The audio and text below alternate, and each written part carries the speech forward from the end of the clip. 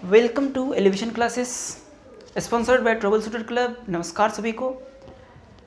हम लोगों का सीरीज मॉडर्न फिजिक्स चल रहा था 12th के लिए, जिसमें डुअल नेचर की हमने सभी थ्योरी पढ़ रखे हैं और आज हम शुरू करने वाले हैं एटम की थ्योरी के बारे में। तो एटम जानते हैं भाई, एटम क्या होते हैं? स्मॉलेस्ट यूनिट होते हैं सब्सटेंस के, उसके अंदर सब एटॉमिक पार्टिकल होते हैं, ये जानते हैं। बट उस टाइम में लगभग 1898 के दशक में, उस टाइम में तो इतनी भी नहीं पता थी। तो सबसे पहले जो साइंटिस्ट आए वो थे जे थॉमसन। उस टाइम अभी ना हमको पता है, उस टाइम में इतना भी नहीं पता था कि ये एटम क्या होती है। कुछ ऋषि थे, महर्षि पकुधा, उन्होंने कहा था, लेकिन उन ऋषि थे तो वो हिंदी में कहते कि ये परमाणु होते हैं। सब्सटेंस की जो सबसे छोटा पार्ट है, पार्टिकल है, उसको परमाणु कहते हैं। बट वो साइंटिस्ट तो नहीं थे, तो उनकी बातों पे ध्यान नहीं दिए गए, एक्सप्लेनेशन नहीं दिए, बट नाम कहते कि सबसे छोटे जो कण हैं उसको परमाणु कहते हैं। पकुधा जो महर्षि थे वो कहे थे, लेकिन उनकी बातों पर ध्यान नहीं दिया गया। अब 1898 में कौन है? J Thomson. सबसे पहले कौन है? J Thomson.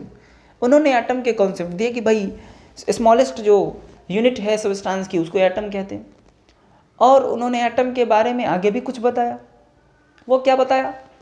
तो अपनी मॉडल दिया। क्या दिया? मॉडल। तो उनके मॉडल को जे थॉमसन मॉडल कहते हैं। क्या कहते हैं? J Thomson's model. J Thomson model scientist पहला थे एटम के बारे में बोलने वाले। इन्होंने कहा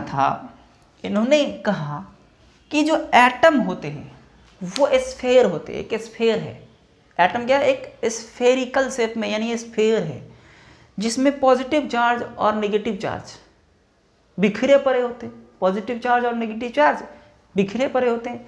जैसे तरबूजे में होते हैं, seeds in watermelon, plums in pudding, इन सब की तरह उन्होंने कहा। क्या कहा? कि एटम जो है स्फेयर है जिसमें पॉजिटिव और नेगेटिव चार्ज बिखरे पड़े हैं जहां तहां। सीड्स इन वाटरमेलन यानी तो प्लम्स इन पुडिंग, उन चीज़ों की तरह। इसीलिए उनके मॉडल का दूसरा नाम प्लम पुडिंग मॉडल भी है। दूसरा नाम क्या है? Plum pudding model. इनके दूसरे नाम प्लम पुडिंग मॉडल भी कहते हैं, जैसे थॉमसन मॉडल या प्लम पुडिंग मॉडल, क्योंकि इन्होंने ऐसे ही कॉन्सेप्ट भी दिया था। तो देखो उनकी क्या थे कि ये स्फेयर है। एटम क्या है? एक स्फेयर है जिसमें पॉजिटिव चार्ज और नेगेटिव चार्ज बिखरे पड़े हैं। पॉजिटिव नेगेटिव चार्ज बिखरे पड़े हैं, ये इन्होंने कहा था। इतनी बात थी। और कहा था कि पॉजिटिव और नेगेटिव चार्ज सेम में होता है और atom as a whole neutral है। Atom as a whole neutral है। उन्होंने ये भी कहा कि न्यूट्रल है, मतलब कि जितनी पॉजिटिव चार्ज है उतनी ही क्या नेगेटिव चार्ज भी है, उतनी ही नेगेटिव चार्ज भी है। तो ठीक है भाई, ये बात सही भी थी और स्टेबल भी है। स्टेबल भी है क्योंकि उनको लग रहा था कि एटम नष्ट तो नहीं हो रहा है, ये तो बर्बाद नहीं हो रहा है, यानी स्टेबल है। लेकिन उनके कोई पास उनका ना स्टेबिलिटी का कोई रीजन ही नहीं था कि भाई क्या बताते हो कि कैसे स्टेबल है ना, ये रीजन नहीं था।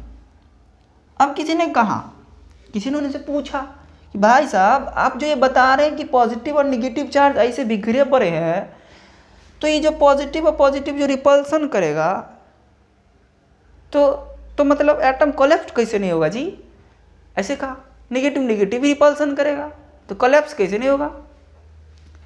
तो इनका कॉन्सेप्ट ये था कि जो पॉजिटिव और पॉजिटिव रिपल्सन करेगा ना, जिसमें नेगेटिव चार्ज भी होता है ना, नेगेटिव पॉजिटिव के बीच अट्रैक्शन, नेगेटिव पॉजिटिव के बीच अट्रैक्शन भी तो होते हैं। तो वो कहा कि मैनेज कर लेगा, ये अपने में मैनेज कर लेगा। ये जो प्लस रिपेल करेगा तो प्लस माइनस अट्रैक्ट भी तो करेगा, तो वो अट्रैक्शन और रिपल्सन आपस में मैनेज कर लेता है और कोलैप्स होने से बचा लेता है, इन्होंने कहा था। तो जो कुछ भी मैंने कहा उसे लिख ही लेना है, मैं इस पे नहीं लिखने वाला हूँ, ज़्यादा टाइम लग सकता है। ठीक है, इतना चीज़ उन्होंने कहा। तो इनकी फेल्योर क्या हो गए, इनकी फेल्योर क्या हो गई? तो फेल्योर थे इनके, इन्होंने स्पेक्ट्रल सीरीज को नहीं बताया। क्या नहीं बताया? स्पेक्ट्रल सीरीज को नहीं बताया। फिर अल्फा पार्टिकल स्कैटरिंग, ये सब नहीं बताया। जी spectral series, alpha particle scattering, ये सब आगे आएगी, अभी तो शुरुआतें हुई, कुछ जानबे नहीं करते। तो ये सब चीज़ें नहीं बताया। क्या नहीं बताया? स्पेक्ट्रल सीरीज नहीं बताया, स्पेक्ट्रल सीरीज को नहीं बताया, और क्या नहीं बताया? अल्फा पार्टिकल स्कैटरिंग नहीं बताया, अल्फा पार्टिकल्स स्कैटरिंग ये भी नहीं बताए उन्होंने। अभी क्या होता है, अब पता चलेगा धीरे धीरे। तो इन्होंने सिर्फ इतना बताया कि स्फेयर है, पॉजिटिव नेगेटिव चार्ज एम्बेडेड होते हैं, जैसे सीड्स इन वाटरमेलन या प्लम्स इन पुडिंग। तो इनका दूसरा नाम ये भी हो गया था। इन्होंने कहा अट्रैक्शन और रिपल्सन आपस में मैनेज करके स्टेबल कर लेता है, और एटम न्यूट्रल होते हैं, क्योंकि जितने पॉजिटिव चार्ज और उतने नेगेटिव चार्ज होते, इतना नहीं उन्होंने कहा। ये इनकी फेल्योर हो गई, ड्रॉबैक हो गई, ये चीज़ें उन्होंने नहीं कहा। अगले साइंटिस्ट आए, तो ये कितने में दिया था? इनकी थ्योरी 1898 के करीब में आए। ठीक, उसके बाद साइंटिस्ट आए रदरफोर्ड, कुछ अपने दोस्त यारे के साथ। वो कौन कौन थे? जिगर एंड मार्सडेन। तो रदरफोर्ड, जिगर एंड मार्सडेन, ये तीन थे, जिसमें मेन थे रदरफोर्ड। 1911 में करीब करीब आए थे। तब तक इनकी लोग मान रहे थे जब ठीक है, नहीं भी पता था उस टाइम में, कुछ नहीं पता था तो इतना भी बहुत हो गया ना। जो चीज़ें कुछ नहीं पता था तो इतना भी बहुत हो गया, लोग एकदम खुश थे, हाँ भाई एटम तो जान लिए, इतना आता है। अब 1911 में आ गए कौन? रदरफोर्ड अपने कुछ दोस्त यारे के साथ। कौन कौन? जिगर एंड मार्सडेन। तो उन्होंने क्या किया? ई वाला काम किया, अल्फा पार्टिकल स्कैटरिंग किया। उन्होंने अल्फा पार्टिकल स्कैटरिंग किया। अभी अल्फा पार्टिकल स्कैटरिंग क्या होता है, अल्फा पार्टिकल स्कैटरिंग क्या होता है, ये जानेंगे। तो देखो, अब क्या है हमारे पास टॉपिक? Alpha particle scattering. क्या है? Alpha particle scattering. अभी बात यह है प्रॉब्लम की अल्फा पार्टिकल क्या होता है जी? अल्फा पार्टिकल क्या होता है? तो ये हीलियम जानते हो, हीलियम जिसका मास नंबर 4 होता है और एटॉमिक नंबर 2 होता है। एटॉमिक नंबर 2 मतलब 2 प्रोटॉन और 2 इलेक्ट्रॉन। तो अल्फा पार्टिकल के मतलब होते हैं कि ये जो हीलियम है, जब वो अपना 2 इलेक्ट्रॉन जो है ना दे देगा ना किसी को, दे देगा किसी को, तो उसके पास 2 प्रोटॉन बचेगा। प्रोटॉन थोड़ा ना देता है, इलेक्ट्रॉन ही दे सकते, लूजली बॉन्ड होते, वो न्यूक्लियस से दूर होते, थोड़े ऑर्बिट पे होते हैं। तो जब ई अपना 2 इलेक्ट्रॉन दे देगा किसी को, तो 2 पॉजिटिव चार्ज दिखती है। जब 2 इलेक्ट्रॉन की कोई दे देता है ना, तो उस पर 2 पॉजिटिव चार्ज प्रोटॉन दिखने लगते हैं। कम हो जाता है उतना निगेटिव चार्ज, तो उतना पॉजिटिव चार्ज बढ़ जाता है कि नहीं? तो इसी को कहते हैं हम लोग alpha particle, helium plus plus, helium plus plus. जब हीलियम एटम जो है 2 इलेक्ट्रॉन किसी को दे दे, बाहर कर दे, तो हो जाती है अल्फा पार्टिकल। इसको कहते हैं अल्फा पार्टिकल। अब इसी से उन्होंने क्या किया? एक्सपेरिमेंट किया। कौन? रदरफोर्ड, जिगर मार्सडेन और उनके एक एसोसिएट और भी थे। ठीक है, ठीक। तो देखो भाई क्या, कैसे उन्होंने एक्सपेरिमेंट शुरू किया। अल्फा पार्टिकल स्कैटरिंग नाम है इसका। इसका मतलब अल्फा पार्टिकल से कुछ कुछ करने वाले हैं ये। तो इन्होंने क्या किया, अल्फा पार्टिकल का एक सोर्स लिया, सोर्स, रेडियो एक्टिव सोर्स। वो कौन सा था? बिस्मथ। कौन था? बिस्मथ। अभी बिस्मथ क्या इसकी सोर्स है? वो बिस्मथ, जिसके 234 मास नंबर होते हैं और 83 एटॉमिक नंबर होते हैं। ऊपर मास नंबर, नीचे एटॉमिक नंबर लिखते हैं। तो ये बिस्मथ लिया, रेडियो एक्टिव सोर्स है ये। रेडियो एक्टिव सोर्स मतलब कि इससे अल्फा पार्टिकल निकलते रहती है अपने आप, इससे अल्फा पार्टिकल निकलते रहेगा, क्योंकि इस एक्सपेरिमेंट का नाम है अल्फा पार्टिकल। तो इसमें अल्फा पार्टिकल ही कुछ कुछ काम करने वाले। तो यहाँ पे कौन कौन थे साइंटिस्ट? रदरफोर्ड,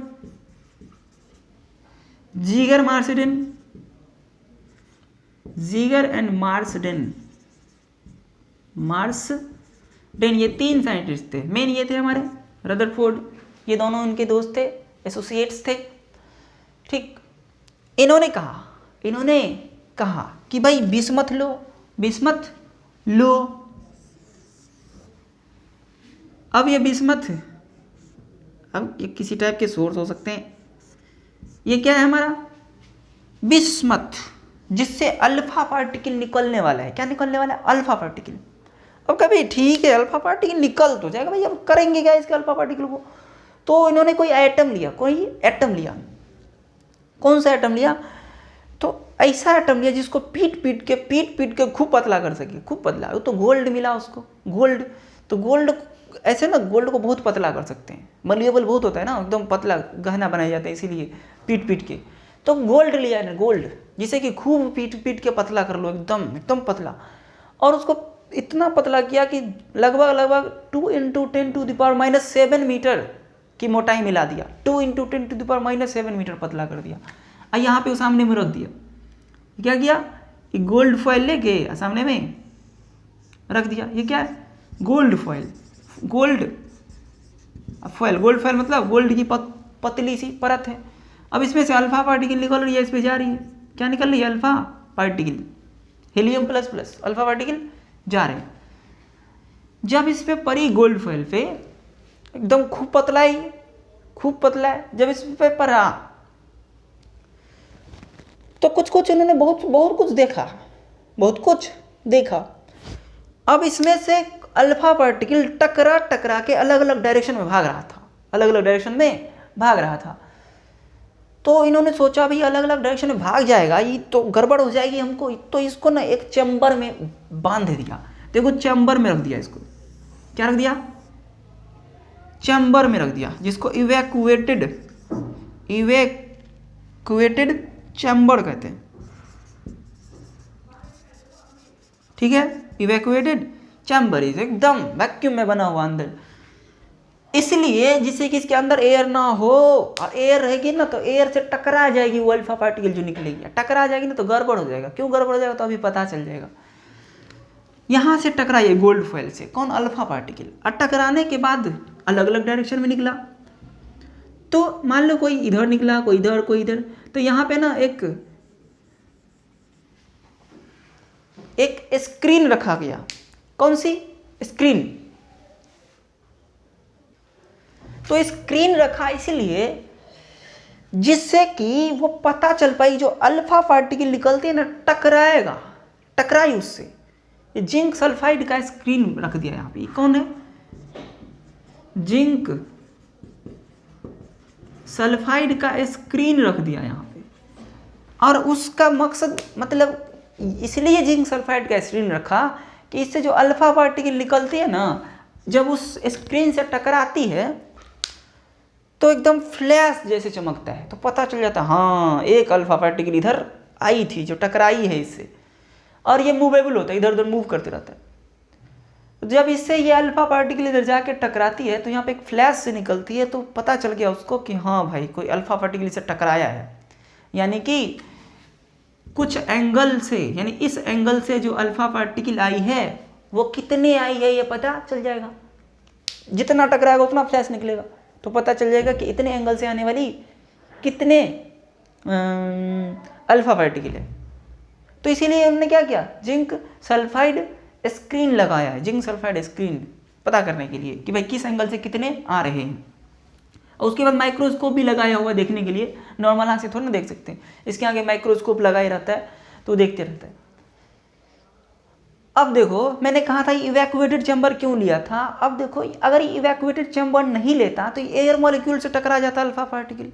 क्योंकि जब ये जिंक सल्फाइड से टकराता है तो फ्लैश निकालता है। तो एयरों से टकरा के फ्लैश निकाल सकता था तो प्रॉब्लम हो जाती फिर। तो हर जगह एयर रहता है तो हर जगह टकराई करता, दिक्कत हो जाती। इसीलिए एयर को कहा गेट आउट, मैं यहाँ पे एक्सपेरिमेंट करने वाला हूँ, खाली रहने दो इसको। खाली रखा। ये एक्सपेरिमेंट उन्होंने किया था। जो कुछ भी कहा उसे लिख लेना है, सुन के बस समझ में आनी चाहिए। तो मैंने क्या कहा फिर से कि ये क्या? Bismuth radio active source from which alpha particle emerges that alpha particle falls on the gold foil which is very thin, approximately equal to 2 into 10 to the power minus 7 metre. After इसे टकराने के बाद, मतलब इसे टकराने के बाद, after penetrating this gold foil, that alpha particle goes to the zinc sulfide screen and that produces flash,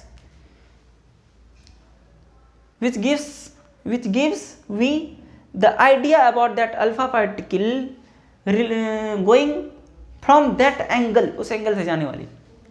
तो ये चीज़ें थी. And after that we see this alpha particle by microscope. This evacuated chamber is used so that there is no collision between alpha particle and air molecule. collision उसके बीच ना हो. collision किसके बीच हो? तो अल्फा पार्टिकल और zinc sulphide screen के बीच हो. ये एक्सपेरिमेंट किया उन्होंने, ये एक्सपेरिमेंट किया. ठीक है भाई, ये एक्सपेरिमेंट थी. अब ऑब्जर्वेशन की बात आई. किसकी बात आई? ऑब्जर्वेशन. अब देखने को जो जो मिला, अब जो जो देखने को मिला ना वो लिखा, जो जो दिखा वो लिखा. तो क्या लिखा तो मैं लिखता हूं. ठीक है, तो ये था हमारा एक्सपेरिमेंट. अब देखने को जो मिला उसे कहते हैं ऑब्जर्वेशन. ऑब्जर्व किया कि भाई मैं ये किया तो ये मिला. तो अब आई क्या? ऑब्जर्वेशन. क्या आई? ऑब्जर्वेशन. तो देखो ऑब्जर्वेशन क्या थी? ऑब्जर्वेशन एकदम ऑब्जर्व किया, देखा. क्या देखा? देखा ये कि बहुत सारे अल्फा पार्टिकल सीधा निकल गया. बहुत सारे अल्फा पार्टिकल सीधा निकल गया. कुछ एंगल से निकला, उससे थोड़ा ज़्यादा एंगल से निकला. ठीक है, तो कुछ एंगल से, कुछ एंगल से, और बहुत कम, मान लो 10,000 में एक, लगभग 10,000 में लगभग एक वापस मुड़ गया. ये सब चीज़ें देखने को मिला. ये सब चीज़ें देखने को, मैंने क्या कहा इसे लिख ही लेना कि कुछ क्या है स्ट्रेट, बहुत कुछ नहीं, बहुत कुछ स्ट्रेट निकल गया. उससे थोड़ा कम कुछ एंगल से निकला, और कम ज़्यादा एंगल से निकला. 10,000 में लगभग एक वापस मुड़ गया. ये सब देखने को मिला. तो लिख लो कि most of alpha particle goes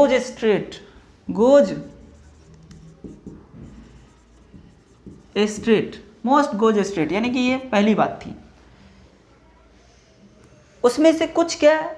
some goes through some angle, some goes through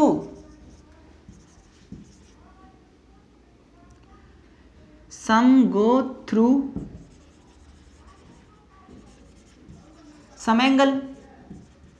कुछ जो है कुछ एंगल से निकले, कुछ जो है कुछ एंगल से निकले.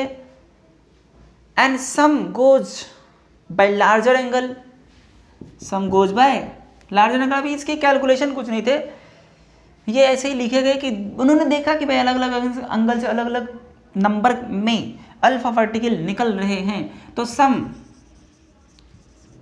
गो through larger angle, large angle. अब बात यह है कि जितनी एंगल ज़्यादा हो रही है ना, जितनी एंगल ज़्यादा हो रही है, ये बात देखा कि जितनी एंगल ज़्यादा हो रही है उतनी अल्फा पार्टिकल कम हो रहा है. यानी ज़्यादा से जाने वाली क्या है? कम है. तो ये चीज़ अपना याद रखना है. और लगभग क्या 10,000 में एक, अबाउट 1 in 10,000 गोज बैक या रिटर्न्स बैक, पीछे मुड़ गए. यानी 180 डिग्री से डेविएट कर गए. कितने? 10,000 में एक. तो ये बात इन्होंने देखा, फिर सोचा, कुछ दिन बैठ के सोचा, भाई एक्सपेरिमेंट किए, कुछ सीधा निकल गया, कुछ एंगल से निकला, कुछ वापस मुड़ गया. आखिर क्या हुआ? ये आखिर हुआ क्या इसको? ऐसा क्यों हुआ? तब दिमाग लगा, अच्छा हम जो भेज रहे हैं वो तो हीलियम है प्लस. हम जो भेज रहे हैं वो तो हीलियम है प्लस. अब क्या किस पे दिमाग लगा रहे हो? कंक्लूजन, निष्कर्ष निकालने। अब वो देख तो लिए कि ये सब हुआ, अब क्या निकालने? कंक्लूजन। कंक्लूजन क्या निकालने? अब कंक्लूजन, निष्कर्ष निकालने कि भाई अब क्या करूं, क्या लोगों को बताऊं, क्या मुंह दिखाऊं, क्या बोलूं। कुछ तो बोलना पड़ेगा कि भाई एक्सपेरिमेंट करके छोड़ देंगे, कुछ बोलबे नहीं करेंगे तो फिर क्या समझ में आएगी। तो कंक्लूजन उन्होंने कहा भाई हम जो भेज रहे हैं वो क्या है? He++ positively charge. थॉमसन साहब ने कहे थे इसमें पॉजिटिव चार्ज भी है, नेगेटिव चार्ज भी है, दोनों बराबर है और ये रिपेल हो रहा है। इसका मतलब भाई जितनी नज़दीक से जा रहा है, इसको ओवरऑल दूसरा फिगर ऐसे बनाया कि भाई जो जितने सेंटर से जा रहा है एकदम सीधे सीधे जा रहा है, जो जितने ये एटम का ऐसे बनाया उन्होंने, कहाँ ये सेंटर मान लो, बहुत सारे अल्फा पार्टिकल जा रहे हैं, बहुत सारे अल्फा पार्टिकल जा रहे हैं, ठीक है, बोलो ठीक, बहुत जा रहे हैं। कहा कि जो सेंटर से दूर से जा रहे हैं, जो सेंटर के दूर से जा रहे हैं, उसको मतलब कोई दिक्कत नहीं, वो सीधा निकल रहा है। जो सेंटर से दूर जा रहा है वो सीधा निकल रहा है, नो प्रॉब्लम इसको। जो नज़दीक से जा रहा है, जो नज़दीक से जा रहा है, थोड़ा और नज़दीक से, वो थोड़ा जब यहाँ पे आती है ना, तो जब यहाँ पे आती है तो इधर उधर कुछ एंगल से निकल गई। इधर वाला भी थोड़ा नज़दीक से आ रहा है तो ऐसे यहाँ पे आती है, ऐसे ही निकल गई। यानी जो एक पर्टिकुलर जगह था बीच में, जो उसके बगल से जाने की कोशिश करता है वो कुछ एंगल से निकलता है।